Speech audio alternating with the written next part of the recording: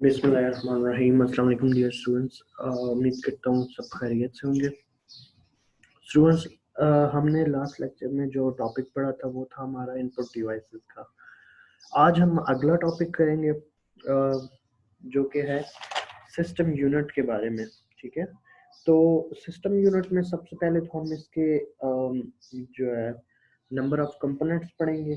ठीक है, और नंबर ऑफ कंपोनेंट्स क्या क्या है, जो मेजर कंपोनेंट्स है कंप्यूटर सिस्टम के, कौन कौन सी केसिंग के अंदर है।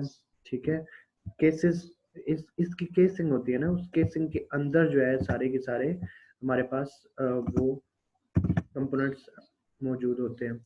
ये आप जिस तरह के देख सकते हैं हमारे पास इसमें सिस्टम यूनिट की दो किस्म की केसिंग्स हैं। ठीक है, एक डेस्कटॉप केसिंग है जो हॉरिजॉन्टल पोजीशन में होती है, आपने देखे होंगे जो सिस्टम यूनिट्स हॉरिजॉन्टली इस तरह पड़े हुए होते हैं वो डेस्कटॉप सिस्टम कहलाते हैं। ठीक है, एक होती है टावर केसिंग। ये टावर केसिंग ये एक केसिंग के अंदर इंक्लोज्ड होते हैं। जितने भी कंपोनेंट्स हैं हम जो आगे पढ़ेंगे वो सारे के सारे इस केसिंग के अंदर मौजूद होते हैं। ठीक है, तो ये तो होगी टाइप्स ऑफ केसिंग्स। दो टाइप्स ऑफ केसिंग्स है हमारे पास, एक डेस्कटॉप हो गई और एक टावर हो गई। ठीक है, इसके बाद कहता है जी system unit includes motherboard, power supply and drives such as DVD and hard disk inside the computer casing. All the input-output devices of computer are connected to system unit through the ports.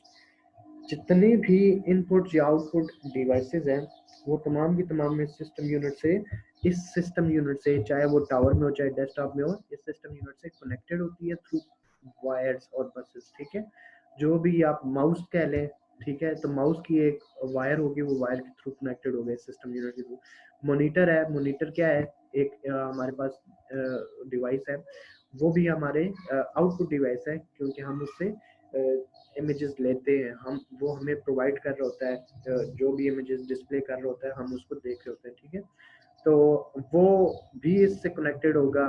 Keyboard है, keyboard input device है, वो भी इससे connect होगा। जितनी भी input output devices वो इन system unit से कनेक्टेड होती है थ्रू वायर्स एंड पोर्ट्स। ठीक है, इसके बाद हमारे पास है जी मेन पार्ट, वो है हमारे पास कंप्यूटर सिस्टम का मदरबोर्ड। ये सिस्टम यूनिट का मेन पार्ट है। ठीक है,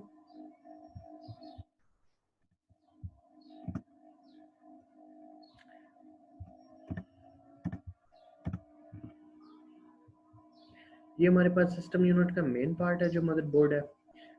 तो मदरबोर्ड के अंदर जो भी कंप्यूटर सिस्टम है हमारे पास, जितने भी डिवाइसेस होती हैं कंप्यूटर सिस्टम में, वो सारी की सारी इस मदरबोर्ड के साथ अटैच्ड होती हैं। देखिए, इसमें डिफरेंट किस्म के पोर्ट्स होती हैं, इसमें डिफरेंट किस्म के कार्ड्स होते हैं, इंस्टॉलेशन सॉकेट्स होती हैं जिसमें हम डिफरेंट बोर्ड्स इंस्टॉल कर सकते हैं। ठीक है, जो भी आपका रैम हो गया, रोम हो गया, हार्ड डिस्क हो गया, प्रोसेसर हो गया, जितने भी मेजर कंपोनेंट्स और माइनर कंपोनेंट्स हैं वो सारी की सारी इस मदरबोर्ड के साथ अटैच होते हैं। तो ये मदरबोर्ड की जो मैं बताऊं, अगर आपको इसको, अगर इस पे कोई चीज़ अटैच नहीं हो सकती, फॉर एग्जांपल आप कहते हैं जी इसमें डीवीडी कहाँ पे होती है, इसमें तो नहीं लगी होती डीवीडी, इसमें हार्ड डिस्क कहाँ पे है, इस पे तो हार्ड डिस्क नहीं लगी होती। देखिए, अगर डायरेक्टली इसके साथ कनेक्टेड नहीं है तो तमाम की तमाम कंपोनेंट्स अगर डायरेक्टली इसके साथ अटैच नहीं भी हैं तो इनडायरेक्टली ज़रूर अटैच होंगे। ये आपको पोर्ट्स नज़र आ रही हैं, इन पोर्ट्स के थ्रू डीवीडी, एक पे डीवीडी लगती है और एक पे डीवीडी या सीडी ड्राइव लगती है, और एक पे जो बस लगेगी वो लगेगी हार्ड ड्राइव की। ठीक है, तो इनके थ्रू तमाम की तमाम जो हमारे कंपोनेंट्स हैं वो कनेक्टेड होते हैं। ये मदरबोर्ड आप देख सकते हैं, इस पे ये डिफरेंट यहाँ पे रैम होती है, आप कहते हैं ना रैम जो इंस्टॉल करनी होती है वो यहाँ पे लगती है। ठीक है, रैम्स लगती है, रैम्स की पोर्ट्स हैं, ये हमारे पास डिफरेंट जो कहते हैं इसको, एक बस यहाँ पे अटैच हो सकती है किसी भी डिवाइस की, कोई भी किसी भी किस्म की डिवाइस हो सकती है। ये हमारे पास यहाँ पे माइक्रो प्रोसेसर की जगह है। ठीक है, यहाँ पे वो अटैच हो सकता है। ये सेल है हमारे पास, ये डिफरेंट कैपेसिटर्स हैं छोटे छोटे। ठीक है, इसके अलावा ये डिफरेंट पोर्ट्स हैं, यहाँ पे पोर्ट्स लगी हुई हैं। ठीक है, ये पोर्ट्स हैं, यूएसबी पोर्ट्स हैं, पीसीआई स्लॉट्स हैं जो भी। ठीक है, तो ये हमारे पास यहाँ पे एक पे हमारे पास लग जाएगी डीवीडी ड्राइव अटैच हो जाएगी, और एक यहाँ पे हार्ड डिस्क अटैच हो जाएगी थ्रू बस। ठीक है, इनकी अपनी बसेस होती हैं, उनके थ्रू अटैच होंगे। तो ये हमारे पास है मदरबोर्ड। मदरबोर्ड में जितने भी एक्सपेंशन स्लॉट्स हैं, एक्सपेंशन स्लॉट्स किसको कहते हैं? हम कहते हैं ना जी हमने VGA कार्ड लगाना है, ग्राफिक कार्ड लगाना है, या हमने साउंड कार्ड लगाना है। एक्सपेंशन स्लॉट्स यानी कि कंप्यूटर की नॉर्मल कैपेबिलिटी से उसको थोड़ा सा इनहेंस करना, ठीक है, इसलिए इसको एक्सपेंड करना, इनहेंस करना, या उसमें मजीद फीचर्स ऐड करना।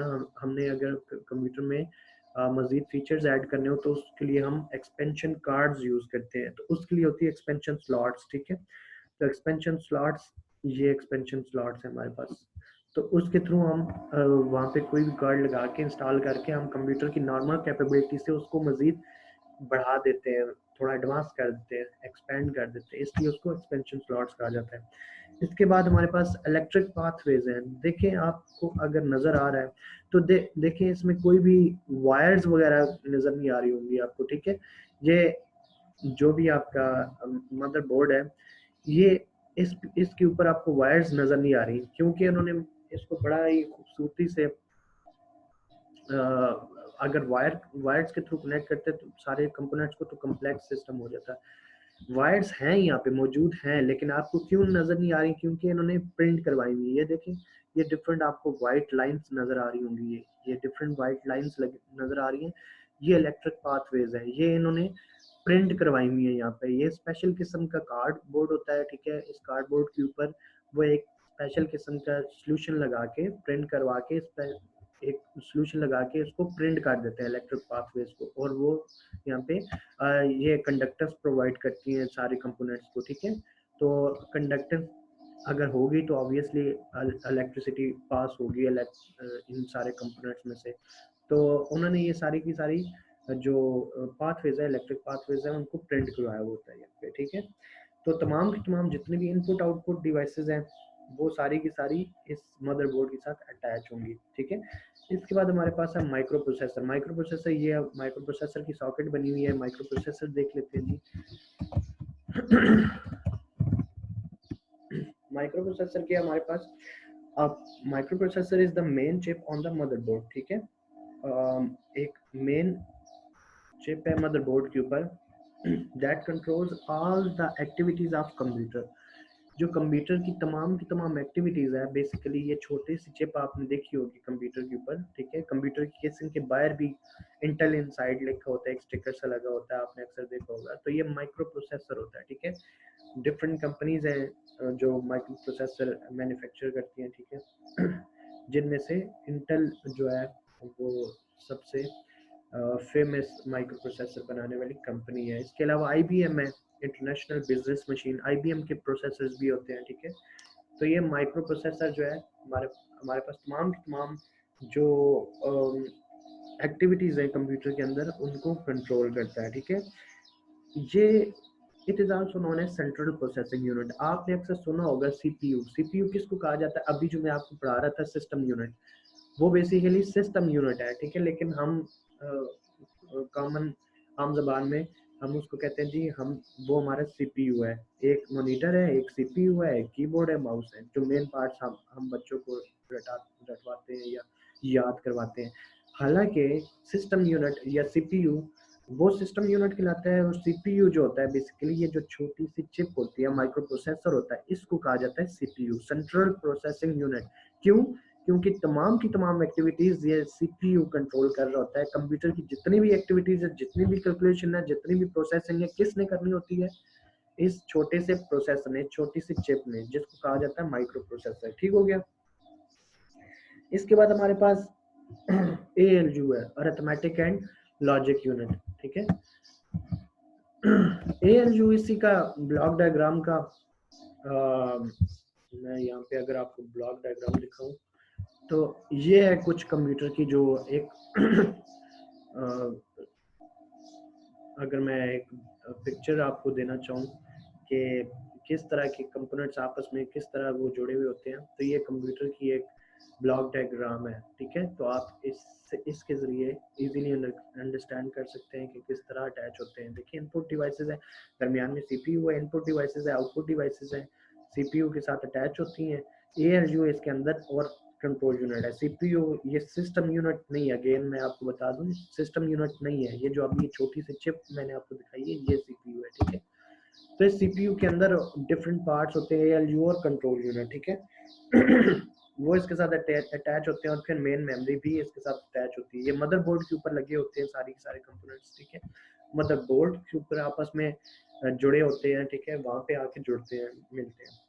एएलयू क्या है? Basically arithmetic and logic unit. A से अरिथमेटिक, एल से लॉजिक, यू से यूनिट, ठीक है। अरिथमेटिक एंड लॉजिक यूनिट, इसके दो पोर्शंस होते हैं, एक अरिथमेटिक वाला होता है और एक लॉजिक वाला होता है।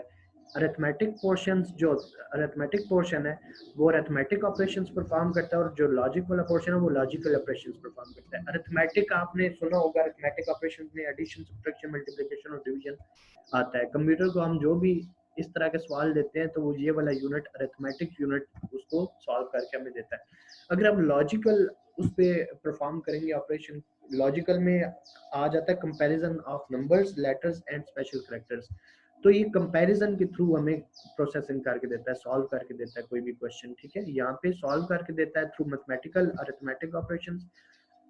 यहाँ पे कंपैरिजन के थ्रू कंपैरिजन हो सकता है, चाहे वो नंबर का कंपैरिजन हो, चाहे वो फॉर एग्जांपल मैं कहता हूँ A is greater than B, B is greater than C, तो चाहे वो नंबर्स का हो, चाहे वो अल्फाबेट्स का, हो या चाहे वो नंबर्स, लेटर या स्पेशल कैरेक्टर्स हो, ठीक है।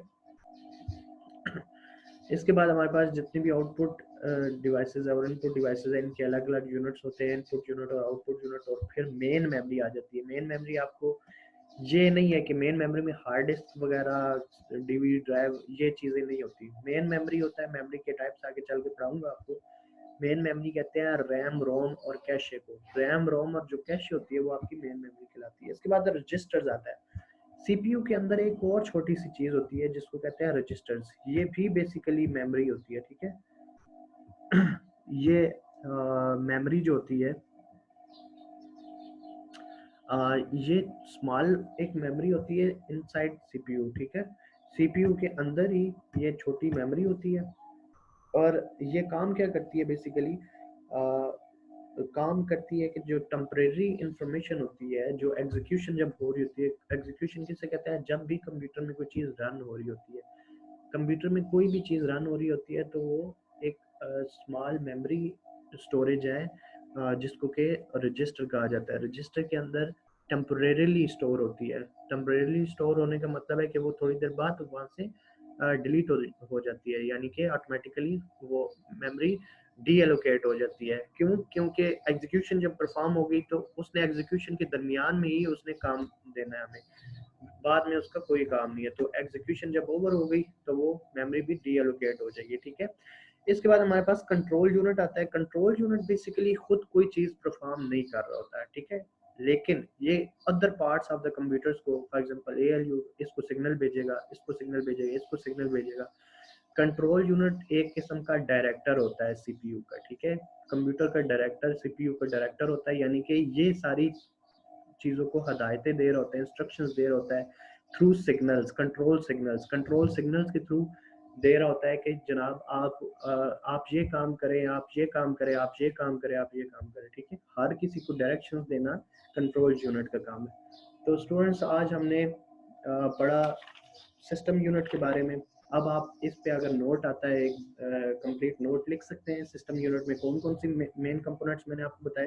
मैंने आपको मदरबोर्ड बताया, मैंने आपको माइक्रो प्रोसेसर के बारे में बताया, एएलयू बताया और कंट्रोल यूनिट और रजिस्टर्स के बारे में बताया। ये मेजर कंपोनेंट्स है। हमने माइनर कंपोनेंट्स डिटेल में नहीं पढ़े, लेकिन जो मेजर कंपोनेंट्स है आप इसके बारे में लिख सकते हैं, ठीक है।